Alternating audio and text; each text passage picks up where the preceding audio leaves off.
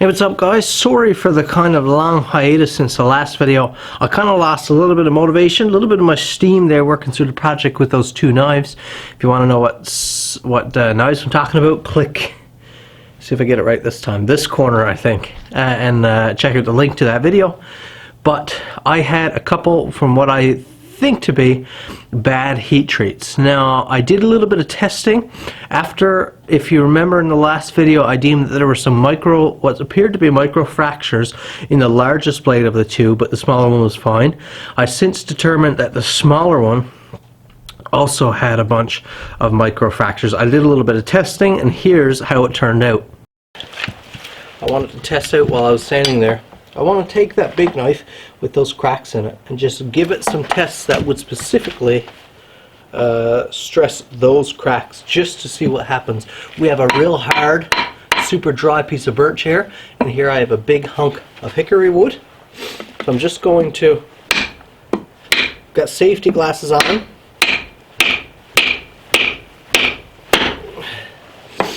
Got safety glasses on. And gloves. No trouble to tell it's hardened steel, not annealed anymore.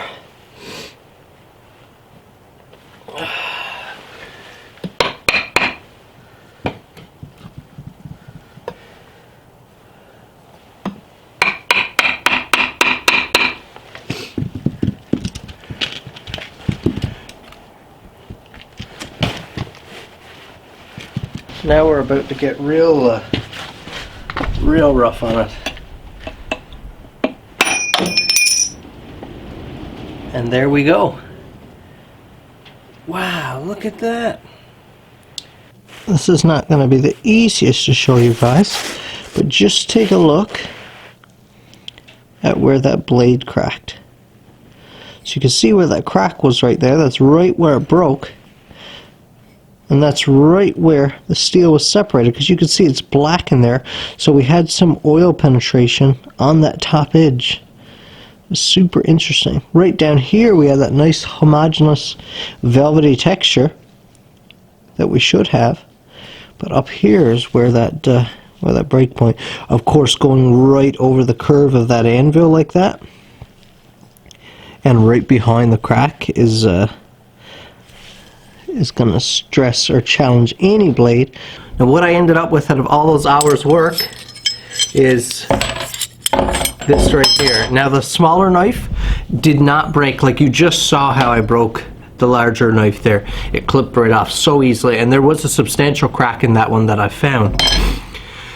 The smaller one here, you can see how it's looking there now. I really had to pound on this one a little bit. With the ball peen steel on the anvil before it gave way and fractured, but it did fracture. So I'm glad I did the testing. I'm glad I didn't kind of settle on my morals, that I really just sought to prove it wrong. I looked for the flaw, found it, and I started over from scratch. Started them both from scratch. And now we are here. I didn't show you guys all this work just because you've kind of already seen me do this.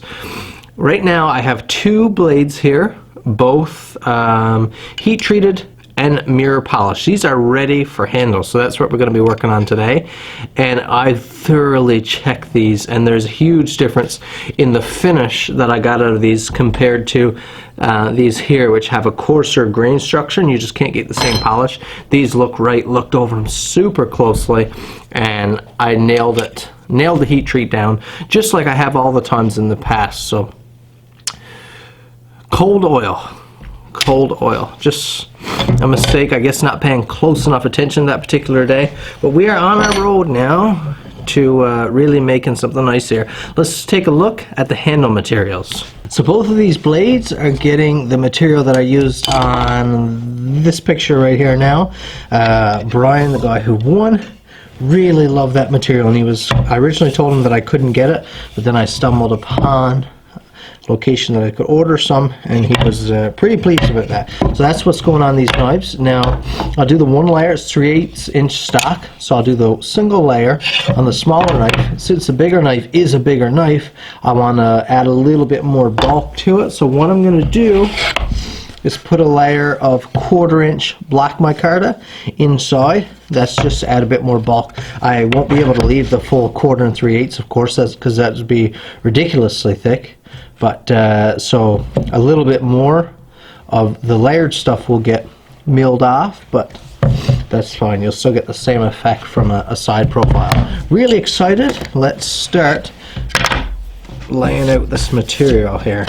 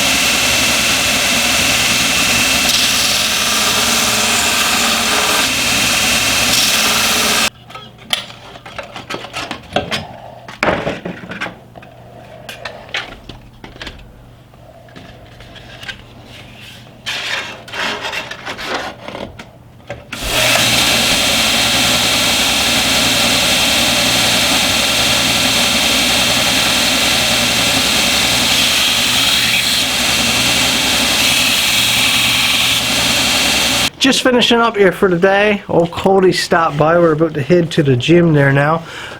Scales are ready for glue up. There's nothing more I can show you anyways. I got to take this in and let it all warm up. It's still too cold to do glue up out here in the shop. It's about -9 today, I think, so it's down a bit colder again. Take it inside. I'll degrease everything, clean it all up, glue it up with a 2-part epoxy, a slow cure, clamp it up, and then it'll be left until probably tomorrow night, which is when I'll film another video. So thank you guys for watching. Hit that like button. We're on a roll now. Everything seems to be working out now that we've nailed down that heat treat.